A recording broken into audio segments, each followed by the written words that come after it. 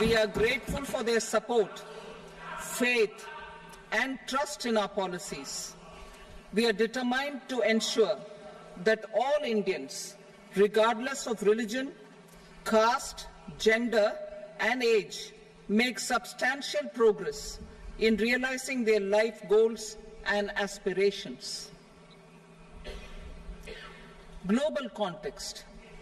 The global economy, while performing better than expected, is still in the grip of policy uncertainties.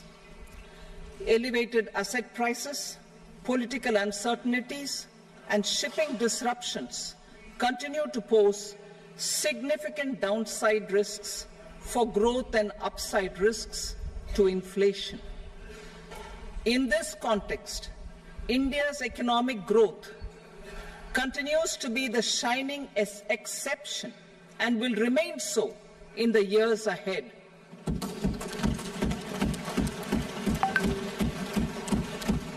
India's inflation continues to be low, stable, and moving towards the 4% target. Core inflation, that is non-food and non-fuel, currently is 3.1%. Steps are being taken to ensure supplies of perishable goods reach markets adequately. Interim budget. As mentioned in the interim budget, we need to focus on 4 major castes, namely the Garib, Mahilaye, Yuva, and Annadata, the poor, women, youth, and the farmer. For Annadata, we announced higher minimum support prices a month ago for all major crops, delivering on the promise of at least a 50% margin over costs. Pradhan Mantri Garib Kalyan Anna Yojana was extended for 5 years, benefiting more than 80 crore people. Administrative actions for approval and implementation of various schemes announced in the interim budget are well underway. The required allocations have been made. Budget theme.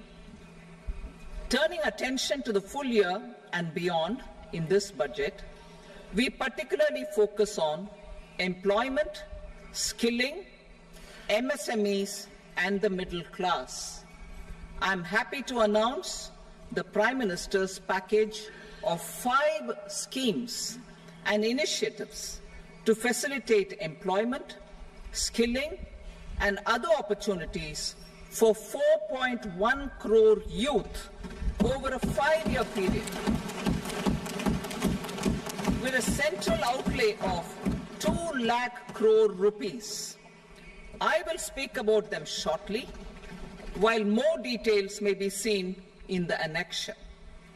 This year, I've made a provision of 1.48 lakh rupees, 1.48 lakh crore rupees for education, employment, and skilling. Budget priorities. The people have given a unique opportunity to our government to take the country on the path of strong development and an all-round prosperity. In the interim budget, we promise to present a detailed roadmap for our pursuit of Vikasit Bharat. In line with the strategy set out in the interim budget, this budget envisages sustained efforts on the following 9 priorities for generating ample opportunities for all. Number 1, productivity and resilience in agriculture. Number 2, employment and skilling. Number 3, inclusive human resource development and social justice. 4, manufacturing and services. 5, urban development. 6, energy security. 7, infrastructure. 8, innovation, research and development. And 9, next generation reforms. Subsequent budgets will build on these and add more priorities and actions. A more detailed formulation will be carried out as part of the economic policy framework about which I will speak later in this speech. This budget details some of the specific actions to be initiated in the current year towards fulfillment of these priorities, with potential for transformative changes. The budget also covers some of the previously made announcements with intent to strengthen them and step up their implementation for expediting our journey towards the goal of Viksit Bharat. Priority 1, productivity and resilience in agriculture. Transforming agricultural research. Our government will undertake a comprehensive review of the agricultural research setup to bring the focus on raising productivity and developing climate-resilient varieties. Funding will be provided in challenge mode, including to the private sector. Domain experts, both from the government and outside, will oversee the conduct of such research. Release of new varieties. New 109 high-yielding and climate-resilient varieties of 32 field and horticultural crops will be released for cultivation by farmers. Natural farming. In the next 2 years, 1 crore farmers across the country will be initiated into natural farming, supported by certification and branding. Implementation will be through scientific institutions and willing gram panchayats. 10,000 need-based bio-input resource centers will be established. Missions for pulses and oilseeds. For achieving self-sufficiency in pulses and oilseeds, we will strengthen their production, storage, and marketing. As announced in the interim budget, a strategy is being put in place to achieve Atmanirbharta for oilseeds such as mustard, groundnut, sesame, soybean, and sunflower. Vegetable production and supply chains. Large-scale clusters for vegetable production will be developed closer to major consumption centers. We will promote farmer-producer organizations, cooperatives, and startups for vegetable supply chains, including for collection and storage and marketing. Digital public infrastructure for agriculture. Buoyed by the success of the pilot project, our government, in partnership with the states, will facilitate the implementation of the digital public infrastructure in agriculture for coverage of farmers and their lands in 3 years. During this year, digital crop survey for Kharif using the DPI will be taken up in 400 districts. The details of 6 crore farmers and their lands will be brought into the farmer and land registries. Further, the issuance of Jan Samarth based Kisan credit cards will be enabled in 5 states. Shrimp production and export. Financial support for setting up a network of nucleus breeding centers for shrimp brood stocks will be provided. Financing for shrimp farming, processing, and export will be facilitated through NABARD.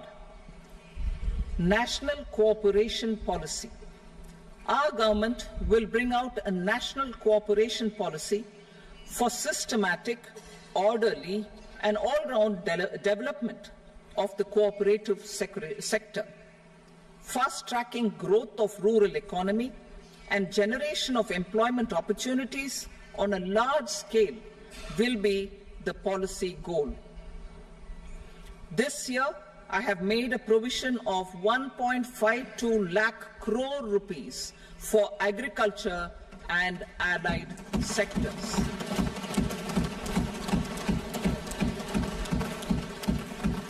Priority 2, employment and skilling. Employment-linked incentive. Our government will implement following 3 schemes for employment-linked incentive as part of the Prime Minister's package. These will be based on enrollment in the EPFO and focus on recognition of first-time employees and support to employees and employers. Scheme A, first-timers. This scheme will provide 1 month wage to all persons newly entering the workforce in all formal sectors.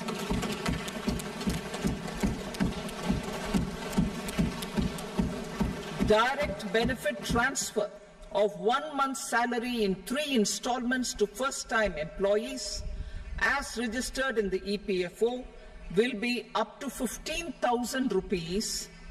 The eligibility limit will be a salary of 1 lakh per month. The scheme is expected to benefit 210 lakh youths.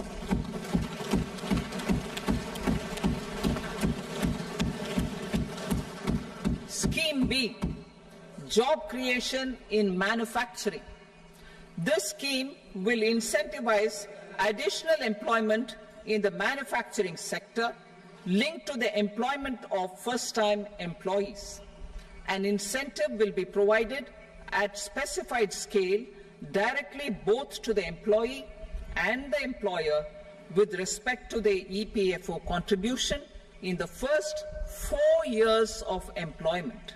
The scheme is expected to benefit 30 lakh youth entering employment and their employers.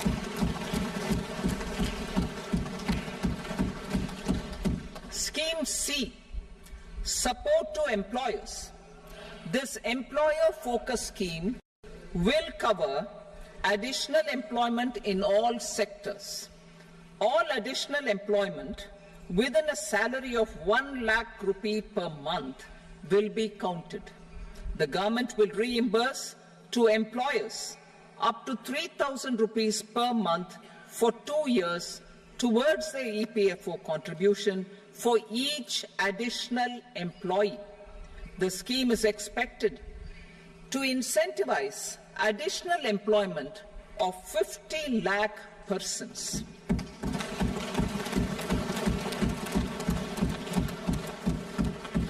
Participation of women in the workforce. We will facilitate higher participation of women in the workforce through setting up of working women hostels in collaboration with industry and establishing creches. In addition, the partnership will seek to organize women-specific skilling programs and promotion of market access for women SHG enterprises. Skilling program. I'm happy to announce a new centrally sponsored scheme as the 4th scheme under the Prime Minister's package for skilling in collaboration with state governments and industry. 20 lakh youth will be skilled over a 5-year period.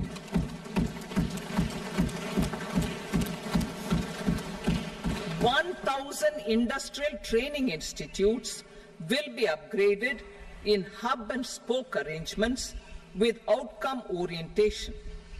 Course content and design will be aligned to the skill needs of industry, and new courses will be introduced for emerging needs." Skilling loans.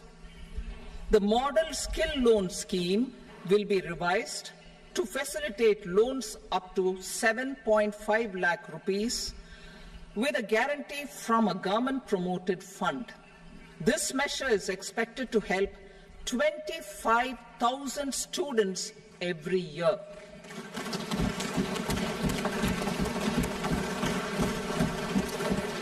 Education loans. for helping our youth who have not been eligible for any benefit under government schemes and policies, I am happy to announce a financial support for loans up to 10 lakh rupees for higher education in domestic institutions.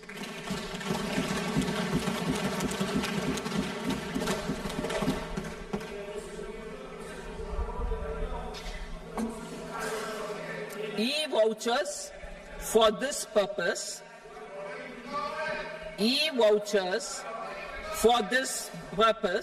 will be given directly to 1 lakh students every year for annual interest subvention of 3% of the loan amount. Priority 3, inclusive human resource development and social justice, saturation approach. Our government is committed to all-round, all-pervasive and all-inclusive development of people, particularly farmers, youth, women, and the poor. For achieving social justice comprehensively, the saturation approach of covering all eligible people through various programs, including those for education and health, will be adopted to empower them by improving their capabilities.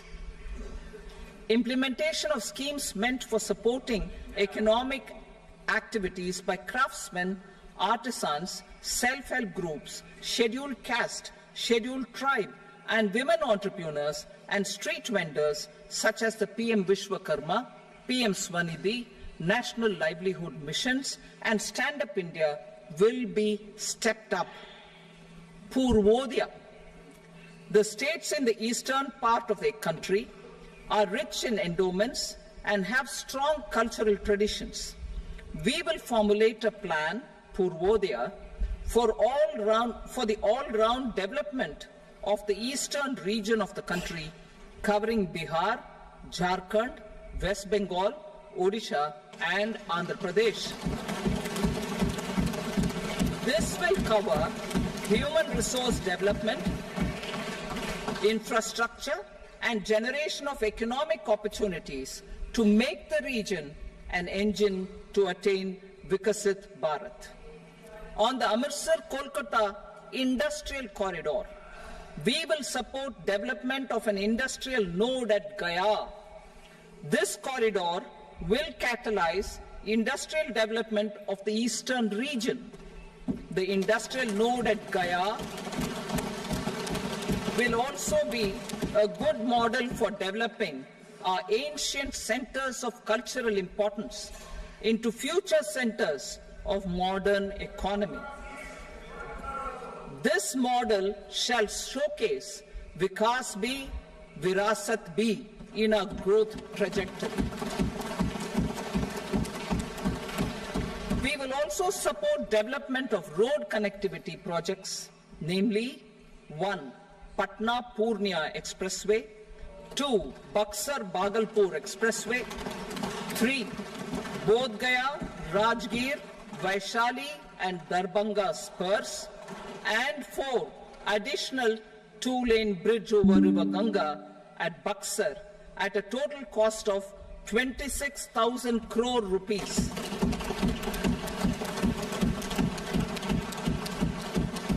Power projects, including setting up of a new 2,400 megawatt power plant at Pir Painti, will be taken up at a cost of 21,400 crore rupees.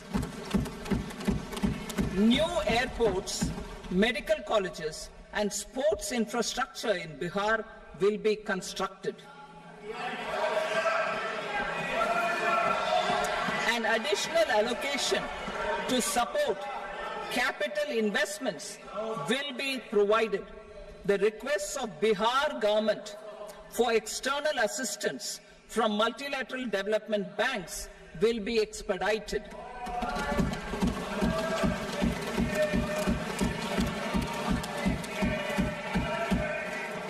Andhra Pradesh Reorganization Act. Our government has made concerted efforts to fulfill the commitments in Andhra Pradesh Reorganization Act.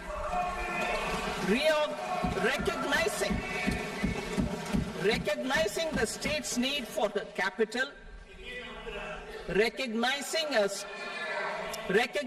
the state's need for a capital, we will facilitate special financial support through multilateral development agencies.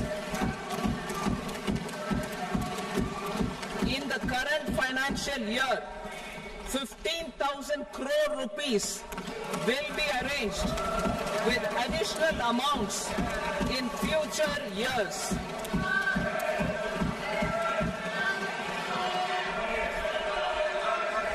Our government is fully committed to financing and early completion of the Polavaram irrigation project, which is the lifeline for Andhra Pradesh and its farmers. This will facilitate our country's food security as well. Under the Act, Andhra Pradesh Reorganization Act, for promoting industrial development, funds will be provided for essential infrastructure such as water, power, railways and roads in Kopparthi node on the Visakhapatnam-Chennai Industrial Corridor and Varavakal node on the Hyderabad-Bengaluru Industrial Corridor. An additional allocation will be provided this year towards capital investment for economic growth. Grants for backward regions of Rayalaseema, Prakasham, North Coastal Andhra, as stated in the Act, will be provided. PM Awas Yojana.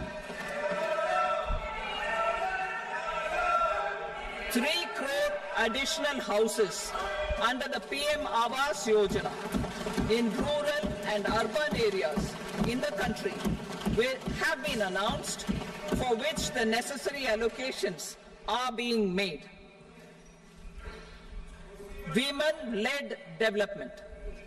For promoting women-led development, the budget carries an allocation of more than 3 lakh crore for schemes benefiting women and girls.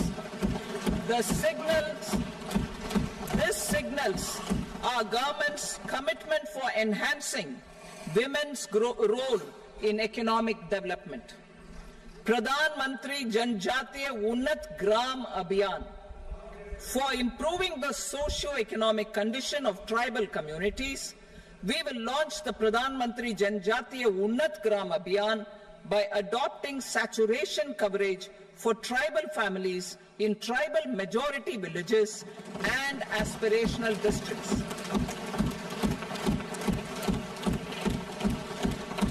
This will cover 63,000 villages, benefiting 5 crore tribal people. Bank branches in northeastern region.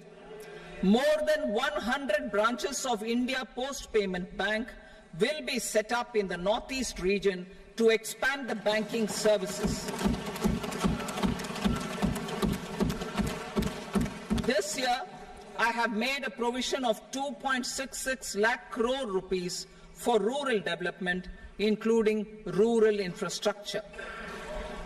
Priority 4, manufacturing and services, support for promotion of MSMEs.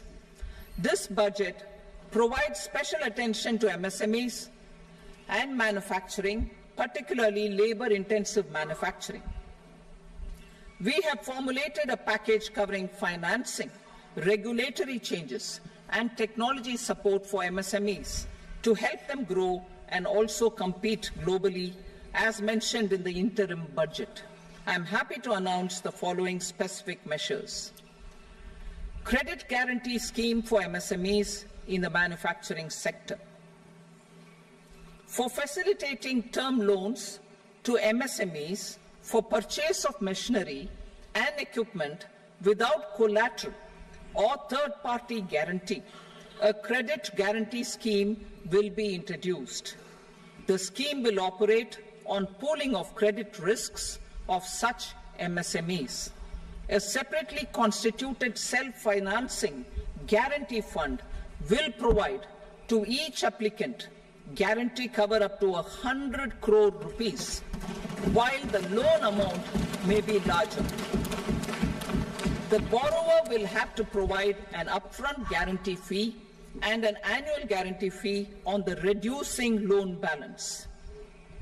New assessment model for MSME credit. Public sector banks will build their own in-house capability to assess MSMEs for credit instead of relying on external assessment. They will also take a lead in developing or getting developed a new credit assessment model based on the scoring of digital footprints of the MSMEs in the economy. This is expected to be a significant improvement over the traditional assessment of credit eligibility based only on asset or turnover criteria. That will also cover MSMEs without a formal accounting system. Credit support to MSMEs during stress period. I'm happy to announce a new mechanism for facilitating continuation of bank credit to MSMEs during their stress period while being in special mention account, SMA stage, for reasons beyond their control. MSMEs need credit to continue their business and to avoid getting into the NPA stage. Credit availability will be supported through a guarantee from a government-promoted fund. Mudra loans.